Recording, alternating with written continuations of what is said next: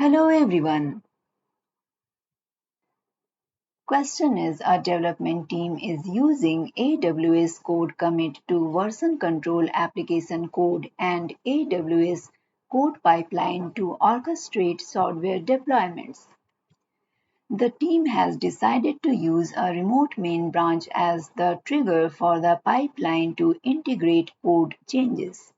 A developer has pushed code changes to the code commit repository, but noticed that the pipeline had no reaction, even after 10 minutes. Which of the following actions should be taken to troubleshoot this issue? Option A. Check that an Amazon Event Bridge rule has been created for the main branch to trigger the pipeline. Option B. Check that the code pipeline service role has permissions to access the code commit repository. Option C. Check that the developer's IAM role has permission to push to the code commit repository. Option D. Check to see if the pipeline failed to start because of code commit errors in the Amazon CloudWatch logs. Correct answer is option A. You can download the complete list of recently updated contents from the link provided in the description. If you like this content, please like and subscribe. Question is a DevOps engineer is creating an AWS CloudFormation template to deploy a wave service. The wave service will run an Amazon EC2 instances in a private subnet behind an application load balancer ALB. The DevOps engineer must ensure that the service can accept requests from clients that have IPv6 addresses. What should the DevOps engineer do with the CloudFormation templates so that IPv6 clients can access the wave service? Option A. Add an IPv6 CIDR block to the VPC and the private subnet for the EC2 instances. Create route table entries for the IPv6 network.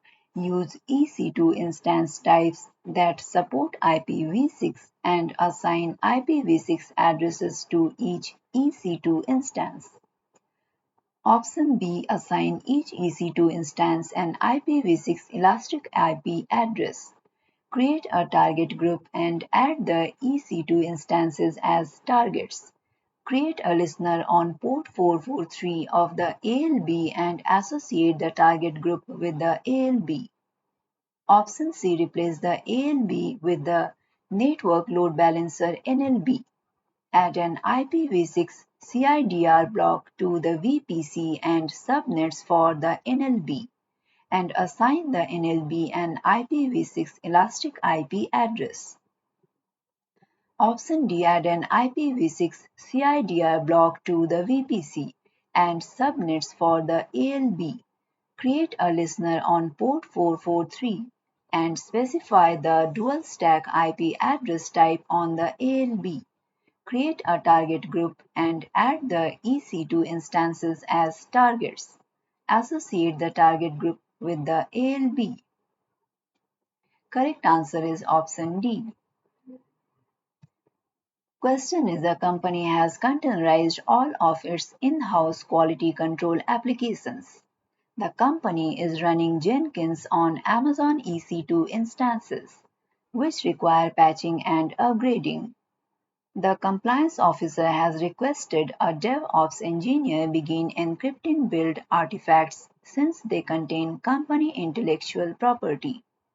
What should the DevOps engineer do to accomplish this in the most maintainable manner? Option A. Automate patching and upgrading using AWS Systems Manager on EC2 instances and encrypt Amazon EBS volumes by default. Option B. Deploy Jenkins to an Amazon ECS cluster and copy build artifacts to an Amazon S3 bucket with default encryption enabled. Option C. Leverage AWS code pipeline with a build action and encrypt the artifacts using AWS Secrets Manager. Option D. Use AWS code build with artifact encryption to replace the Jenkins instance running on EC2 instances. Correct answer is option B. You can download the complete list of recently updated contents from the link provided in the description. If you like this content, please like and subscribe.